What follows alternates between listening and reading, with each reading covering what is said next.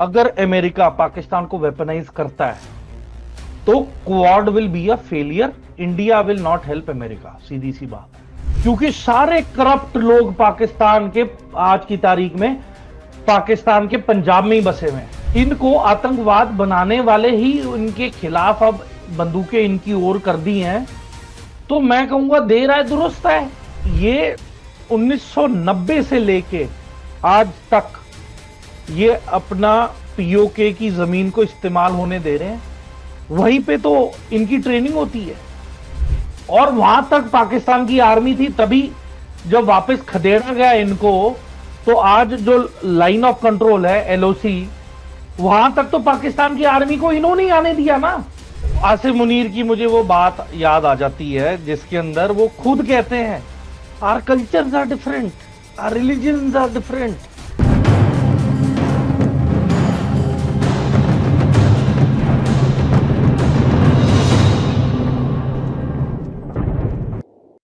Pakistan occupied Kashmir में कई नेताओं ने पाकिस्तान को लेकर अब काफी मुखर हो गए। उन्होंने बयान देने शुरू कर दिए हैं।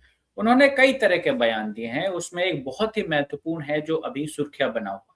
उसमें सबसे बड़ी बात सरदार अमन खान ने कही। उन्होंने कहा कि कश्मीरियों को पाकिस्तान फौज के लिए कहा कि पहले आपने हथियार दिए और आज आप उन्हें ही आतंकवादी कह रहे हैं। पाकिस्तान ऑक्युपाइड कश्मीर में ऐसा क्या हो रहा है कि वो अब पाकिस्तान की सरकार को लेके काफी मुखर हो गए हैं, और इसके अलावा और पाकिस्तान में क्या हो रहा है, इन तमाम पहलुओं को आज समझेंगे। इन सभी पहलुओं पर बात करने के लिए आज हमारे साथ मौजूद हैं मेजर समरपाल सिंह टूर। बहुत बहुत स्वागत है सर आपका। जय हिंद राम, कैसे हैं आप?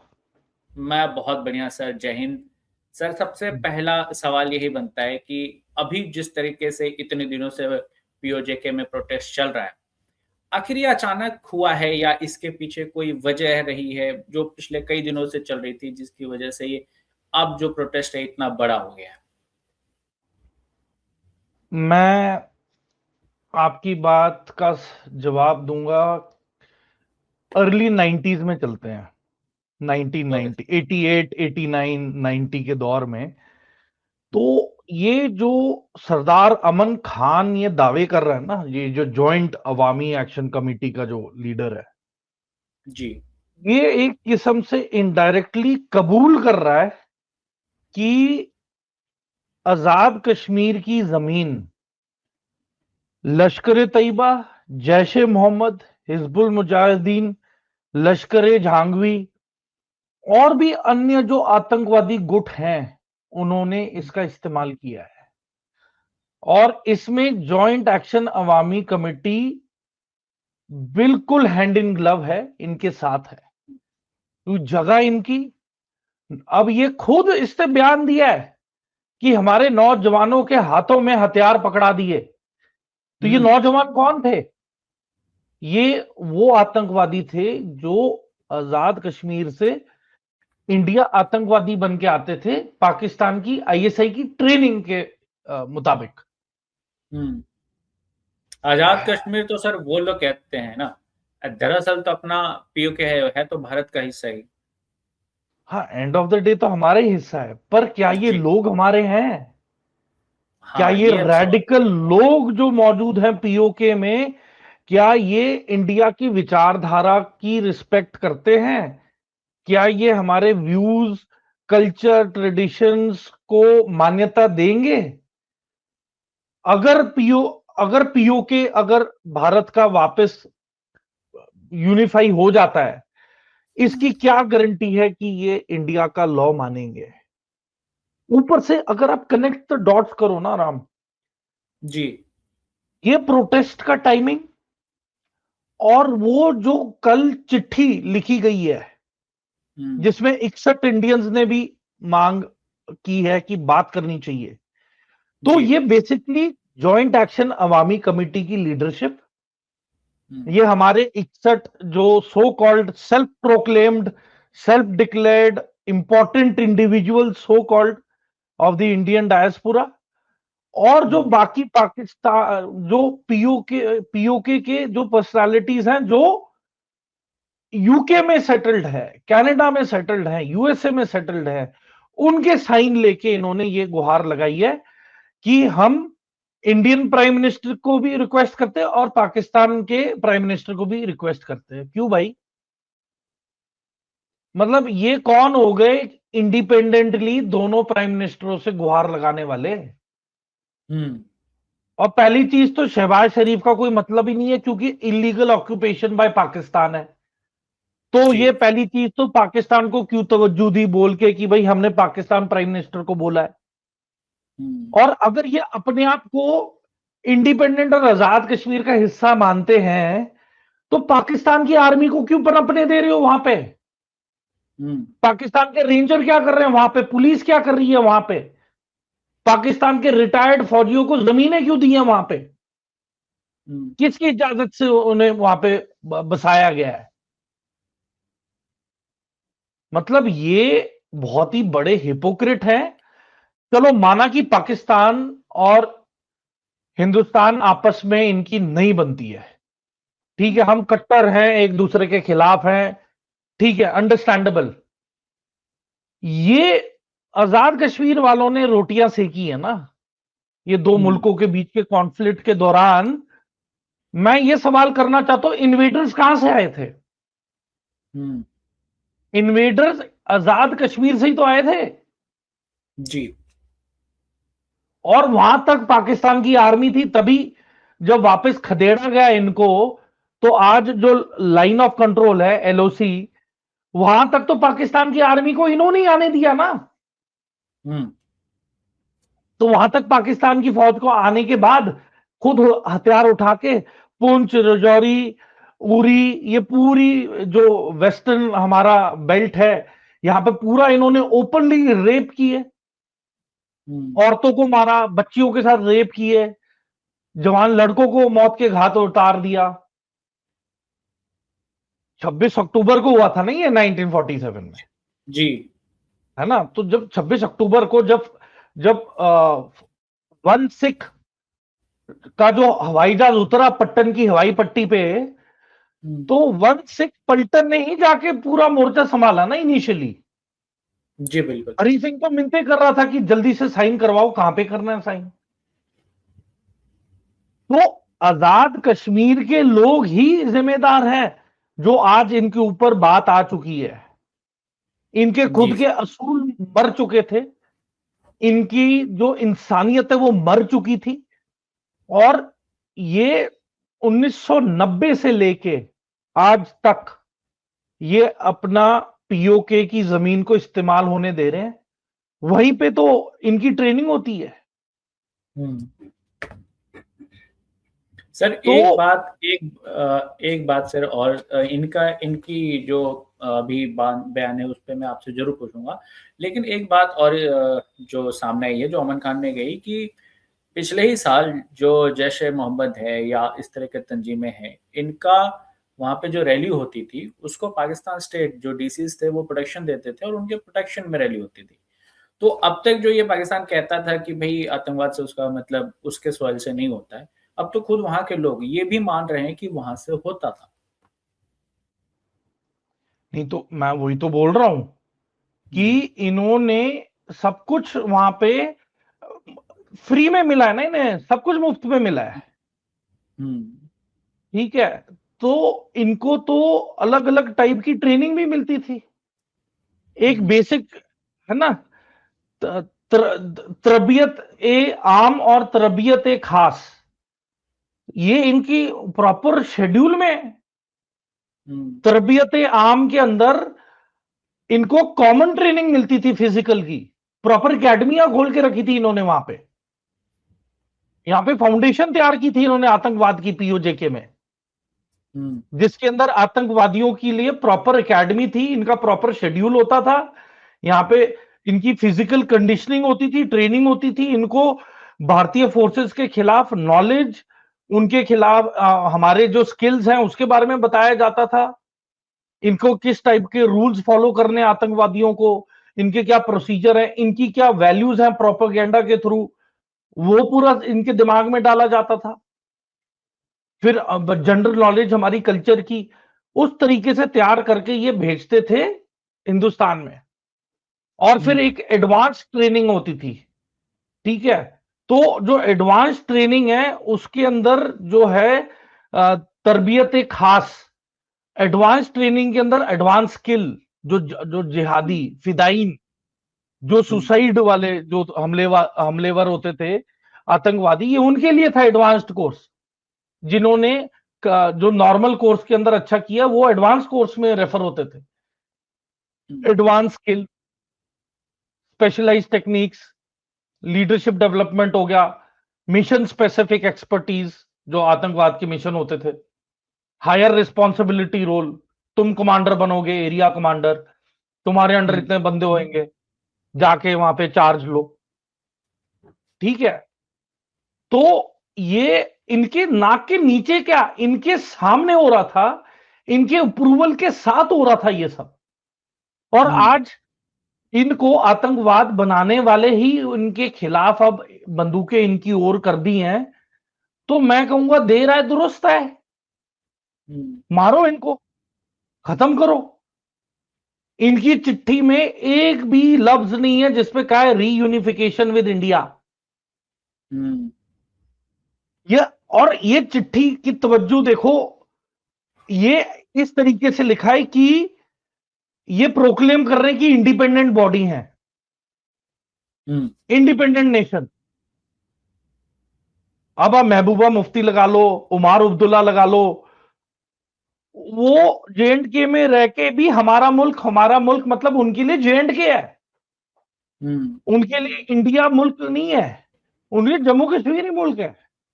मतलब मैंने वो दिन देखे जब रजिंदर कोड होता था, जब आर्टिकल 370 से पहले रजिंदर कोड होता था, हमारे सामने ये तिरंगा जलाते थे हमारे सामने, और हमारे सामने ही बोलते थे इंडियन डॉग्स गो बैक, और हम कुछ नहीं कर सकते थे, कुछ भी नहीं। और इनका जो JNK का वो जो इंडिपेंडेंट झंडा है जिसके अंदर वो बतख सी बना के रखी है इन्होंने, वो नाटकबाजी पूरी चलती रहती थी। वो झंडे और पाकिस्तान के झंडे ये अपना घुमाते रहते थे। वे बाद में आईसिस आ गया, आईसिस के झंडे भी घुमाने लग गए ये लोग। तो मैं वही बोल रहा हूं, इनमें अभी भी एंटी इंडिया रेटोरिक बहुत ज्यादा है। 1990 से लेके 2000 10 साल हो गए, फिर 2010 20 साल हो गए, है ना, अब 2020 30 साल हो गए। ऑलमोस्ट 2 जनरेशंस लेके चल रहा हूं मैं। 2 जनरेशंस के मन में इतना जहर घोला है इन्होंने कि आप डेवलपमेंट करा लो, जो मर्जी आप करवा लो, दीवारों के पीछे और जुम्मे के बाद ये अपनी अभी भी सीक्रेट ग्रुप्स बना के बैठते हैं, और ये भारत के खिलाफ अभी भी जहर घोला जा रहा है। बस ये है कि अब पब्लिकली नहीं कर पा रहे, फर्क इतना है। सर एक बात और महत्वपूर्ण समझने लायक है कि ये जो PAJK में अभी जो बात हो रही है कि हम भारत के साथ चले जाएंगे या वो भारत के नाम लोगे, तो क्या वहां के लोग, कई लोग कह रहे हैं कि भाई वहां माहौल बदल रहा है, लोग प्रोटेस्ट कर रहे हैं, पाकिस्तान से लोग हैं, क्या वो सच में दिल से भारत के साथ मिलने की कोशिश कर रहे हैं, या वो भारत का नाम लेकर सिर्फ पाकिस्तान को टारगेट, जो वहां की स्टेट है उसको टारगेट कर रहे हैं? जो POJK के लोग हैं वो दिल से भारत के साथ होना चाह रहे हैं, क्योंकि आज से पहले जो तमाम जो घटनाएं हुई उसमें तो वो लोग कभी विरोध नहीं करते थे। पाकिस्तान स्पॉन्सर्ड जो भारत में टेररिज्म होता था उसका तो लोग कभी विरोध नहीं होते थे। अब चूंकि वहां की गवर्नमेंट ने उन पर कार्रवाई करनी शुरू कर दी, क्या उस माहौल की वजह से ये सब बयान दे रहे हैं? मैं तो एक चीज, मतलब आसिम मुनीर की मुझे वो बात याद आ जाती है जिसके अंदर वो खुद कहते हैं our cultures are different, our religions are different, our habits are different, ठीक है। और ये तब तालियां बजा रहे थे ये POJK वाले जब आसिम मुनीर ये स्पीच दे रहा था, है ना, anti India anti Hindu hate speech थी ये। तब तो इनमें इनकी अंतर आत्मा नहीं जागी, तब तो इनकी अंतरात्मा नहीं कह रही थी कि इनका आका खराब है, बुरा है। तब तो आका ही सब कुछ है। जब आप सिंदूर में मार पड़ी तब धीरे धीरे अकल आई कि भाई इनकी तो औकात ही नहीं है भारत के खिलाफ लड़ाई लड़ने की। तो पहले तो ये पर्दाफाश हुआ जब इनके मरकजों में इनके 50, 60, 70, 100 ये आतंकवादी मारे गए, तब इनमें अकल आई कि यार वी आर वल्नरेबल, हमें तो कोई प्रोटेक्शन ही नहीं है। तो तब इनको फिर मिलिट्री की रियलिटीज पता लगी, पाकिस्तान मिलिट्री की, कि भाई इसमें इतना कुछ भी नहीं है, हवाई हवा है। फिर न्यूक्लियर ब्लफ वो भी कॉल आउट कर दिया, ठीक है। ऊपर से चाइना भी दूरी बनाई बैठा है कि भाई इसने तो सीपेक के नाम पे धोखा दे दिया और अमेरिका से हाथ जोड़ लिया, तो इससे तो क्या ही उम्मीद रखें। और चाइना, मैं बताऊं कैसे पाकिस्तान से बदले निकलवाएगा, जी बिल्कुल, इनको मिलिट्री इक्विपमेंट बेचेगा, इनको कर्जे में और डुबाएगा। और ये ही हो रहा है।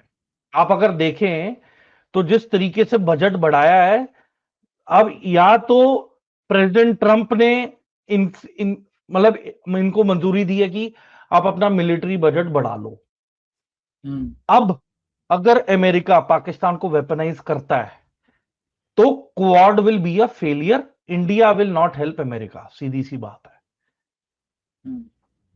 अगर पाकिस्तान को हथियार लेने हैं तो टर्की से ले, लॉजिकली तो ठीक, क्यों टर्की से हमारी भी नहीं बनती। अमेरिका ने अगर गलती से भी हथियार बेचे इनको अपने इंडस्ट्रियल मिलिट्री कॉम्प्लेक्स के जरिए, India will lower the status of America in terms of everything, diplomacy, trade, everything. It will look away from USA, and USA should realize it. They are not realizing it now, but after Trump leaves, बहुत देर हो जाएगी जब Trump हार चुका होगा या निकल जाएगा, तब अमेरिकन को पता चलेगा कि कितना बड़ा ब्लंडर हुआ है ये। और अभी 3 दिन पहले पता नहीं कितने $1 अरब कितने प्रेसिडेंट ट्रंप ने निकलवाए हैं क्रिप्टो से। सर 1.4 बिलियन की उनकी प्रॉफिट हुआ है उनको इस पूरे उसमें। सर एक बात गौरव सर हमेशा कहते हैं कि जो नेक्स्ट अमेरिका का राष्ट्रपति बनेगा ना, वो पहले कुछ साल तो बेचारा तमाम देशों से माफी मांगते हुए गुजारेगा और वो रिश्ते सुधारने की कोशिश करने में ही उसका वक्त गुजर जाएगा। तो वो इतना आसान नहीं होगा जो भी डोनाल्ड ट्रंप के बाद अगला राष्ट्रपति बनेगा। आप रीसेट, मतलब जो भी अगला राष्ट्रपति आएगा अमेरिका का, या तो उसे बहुत बोल्ड होना पड़ेगा and he has to take a very clear line with Pakistan, a terror sponsor state, और अवे फ्रॉम पाकिस्तान। और इमरान खान ने एक प्रिडिक्शन दी थी, मैं वीडियो शेयर करूंगा, वो वीडियो प्ले करना इसके अंदर।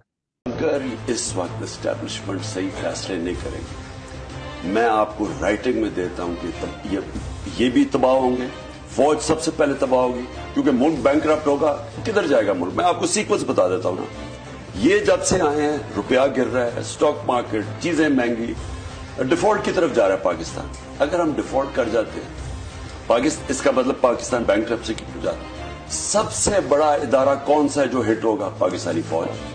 जब फौज हिट होगी तो जो उसके बाद हमारे से कंसेशन क्या ली जाएगी, जो यूक्रेन से उन्होंने ली थी डीन्यूक्लियराइज करने की। सबसे बड़ा तो मसला उनको, हमारी वाहिद मुसलमान मुल्क है जिसके पास न्यूक्लियर डिटरेंट है, जब वो चला गया फिर क्या होगा?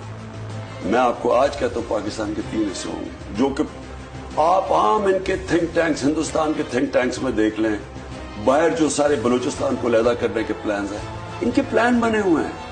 तो इस वक्त अगर सही फैसले नहीं किए जाएंगे, मुल्क खुदकुशी करने पे जा रहा है।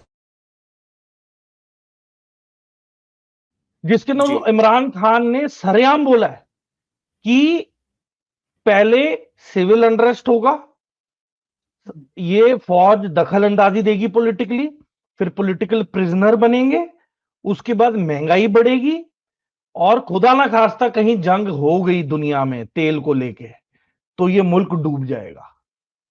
और जिस तरीके से इकोनॉमी फ्री फॉल में रिकवरी नहीं हो सकती पाकिस्तान इकोनॉमी की, मैं आज बोल रहा हूं, आगे भी बोलता रहूंगा, इनकी इकोनॉमी की रिकवरी नहीं हो सकती। और जिस तरीके से अब पानी रुक गया है, इनकी शुगर केन की प्रोड्यूस 50% डाउन हो चुकी है, 50% sugar cane produce is gone. अब धीरे धीरे चीनी महंगी होगी, तेल तो वैसे ही महंगा है, इन्होंने प्राइस में कोई कटौती नहीं की है। मतलब 400 रुपए लीटर, मतलब 396 रुपए लीटर, मतलब मजाक चल रहा है। दूध महंगा हुआ पड़ा है, वहां के लोग ईद के दौरान कंट्रीब्यूशन करके बकरे खरीद रहे थे, किसी की औकात ही नहीं थी कि भाई वो अकेला बकरे खरीदे। इतनी महंगाई हो चुकी है पाकिस्तान में।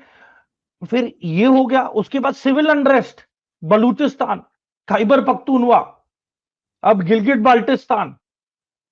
ठीक है, अब धीरे धीरे देखना, जैसे ही और इन्फ्लेशन बढ़ेगी ना, जो इनके लाहौर है ना, कराची हो गया, रावलपिंडी हो गया, ये जितनी भी इनकी थोड़ी बहुत बची हुई इक्की दुक्की रिनाउंड सिटीज हैं, उनमें फिर अनरेस्ट होगा, उनके अंदर दंगे होंगे। और पंजाबियों ने क्या करना है, अपनी स्टेट को बाकी स्टेट के बॉर्डर से अलग थलग कर लेना है, क्योंकि सारे करप्ट लोग पाकिस्तान के आज की तारीख में पाकिस्तान के पंजाब में ही बसे हुए हैं। वहां पे इनकी एकड़ की एकड़ जमीनें हैं, वहीं पे इनके ये कल्टीवेशन होता है, वहीं पे इनकी जमींदारों के ब्याज के पैसे आते हैं, वहां पे ये सबको फीड कर रहे हैं पूरे मुल्क को। अब पानी नहीं है तो वहां पे भी आमदनी का फर्क पड़ेगा। फिर कराची पे सर जिस मैंने ये तरीके से भी हमले हो रहे हैं, तो नॉन रेजिडेंट पाकिस्तानी क्यों पाकिस्तान में पैसे लाएगा? पाकिस्तान हैज सर नथिंग मैंने to to offer to its own people. Sir मैंने ये भी सुना है कि जो पाकिस्तान की फौज है उसमें जो पंजाब का प्रांत है उसका सबसे ज्यादा कंट्रीब्यूशन है, खासकर ऑफिसर्स लेवल पर। ये कितना सही है? देखिए, ज्यादातर वहां पे सोशल डिस्क्रिमिनेशन है, और आज की तारीख में 3 लाख शिया अफसर और जवान पाकिस्तान आर्मी में मौजूद है, जिनको एक माइनॉरिटी स्टेटस के तौर पर रखा गया है। कोई भी हाई फ्लाइंग पोस्ट है, उसमें शिया अफसर बहुत ही कम या सिलेक्टेड हैं, ज्यादा नहीं है। 90% या 95% पंजाबी ही हैं जो पूरा कंट्रोल कर रहे हैं, चाहे पॉलिटिक्स ले लो, चाहे मिलिट्री ले लो, चाहे इनका इंडस्ट्रियल कॉम्प्लेक्स ले लो, इनमें सिर्फ पंजाबी फैमिलीज ही हैं जो डोमिनेट कर रही हैं, और वो भी छोड़ के जाएंगी, देखना आप, क्योंकि अब खाने की कमी आ गई है। किसान पे बात आएगी इनके, मतलब सर इनका एक क्रैश कोर्स चालू हो चुका है। सर एक बात और यहाँ समझ जानना जरूर चाहूंगा कि जिस तरीके से पाकिस्तान के डिफरेंट डिफरेंट पार्ट्स में प्रोटेस्ट चल रहे हैं स्टेट के खिलाफ और वहाँ के जो मतलब गवर्नमेंट है उसके खिलाफ भी, तो अभी अगर मैं आपसे पूछूं कि अगले 5 साल या 7 साल में पाकिस्तान का भविष्य आप क्या देखते हैं, तो आप कैसे देखते हैं पाकिस्तान का भविष्य अगले 5 या 10 सालों में? देखें, मैं एक चीज तो वेरी अपफ्रंट बोलना चाहूंगा कि जिस तरीके से पाकिस्तान की आर्मी ये जो रीयूनिफिकेशन ऑफ इंडिया की जो बात चल रही है पीओजेके में, आजाद कश्मीर में, यदि ये मूवमेंट को इससे ज्यादा आक्रामक रूप दे दिया, then things will go out of control. तब तो सिविल वॉर 100% गारंटीड है। अगर लिमिटेड वे में इनके साथ पेश आए, नॉन एग्रेसिव नेगोशिएशंस ये वो, उसमें भी अगर ये अपना पलड़ा भारी रखना चाहते तो वो कुछ हद तक ही कामयाब होगा, वरना बहुत मुश्किल है, क्योंकि पीओजेके की आवाम के हाथों में इन्होंने AK-47 थमाई है। यहां पे इनके ट्रेनिंग ग्राउंड्स हैं, ठीक है, यहीं पे इनके लश्कर पनपते हैं। अब ये टिकिंग टाइम बॉम्ब है, जो हिलेरी क्लिंटन ने बोला ना, स्नेक्स इन द ग्रेवयार्ड, ये एक्चुअल ग्रेवयार्ड। और स्नेक्स कौन है? ये आतंकी तंजीमें, जो मरकज है वहां पे, जो आतंकी गुट हैं, जो इनके नौजवान, सो कॉल्ड नौजवान है, वो अब स्नेक्स इन द बैकयार्ड इनके लिए बन चुके हैं। अब बैकयार्ड में इनकी लड़ाई होगी, ये आपस में भिड़ेंगे, ह्यूमन राइट वायोलेशन होंगी। उसके बाद पीओजेके की आवाम उम्मीद करेगी कि इंडिया मसीहा बन के आएगा, इनको रेस्क्यू करेगा। पर मैं एक सवाल करना चाहता हूं, अगर इंडिया आया भी, इनको रेस्क्यू भी कर लिया, ये अपनी इंडिपेंडेंट कश्मीर की मांग पे कायम रहेंगे, ये भारत के साथ यूनिफाई की मांग करेंगे ही नहीं बिल्कुल भी। मतलब मैं आज आपके प्लेटफॉर्म के जरिए ऐलान करना चाहता हूं कि पीपल हैव अप्रोच्ड मी, मुझे यूके से कॉल आई है कि मेजर समर हम आपको नेगोशिएटिंग पैनल के अंदर इंक्लूड करना चाहते हैं एज अ न्यूट्रल पर्सन। मैंने कहा पर मैं तभी हिस्सा बनूंगा अगर उसके अंदर क्लॉज में मेंशन हुआ कि reunification with India. Independent Kashmir के लिए तो मैं कतई नहीं हाँ करूंगा, ना मैं शामिल होऊंगा किसी कमेटी में। तो दे सेड सर हम मीटिंग करते हैं, हम बात करते हैं। मैं कहा देख लो, तुम्हें वंदे भारत, अच्छा टनल नेटवर्क, अच्छी सड़कें, अच्छा मेडिकल कॉलेजेस, आईआईटीज, अच्छे hospitals, airports, railway connectivity, hydro electric projects, है ना, सब्सिडीज, ऊपर से फार्मिंग, अलग से इंसेंटिव्स। मैं कहा ये सारी चीजें चाहिए या तुम्हें अपना ही एक बंद इलाका चाहिए जो चारों ओर से लैंडलॉक्ड हो? मैं कहा तब भी इंडिया ने तो ट्रेड करनी नहीं, फिर तुम अपना जो मर्जी मैं ना घोषणा करते रहो कि आजाद कश्मीर इंडिपेंडेंट मुल्क है। मैंने कहा किसी ने नहीं आना तुम्हारे पास। अब पूरी दुनिया थोड़ा ना सेब खरीदने पे डिपेंडेंट है और कहीं और से खरीद लेंगे।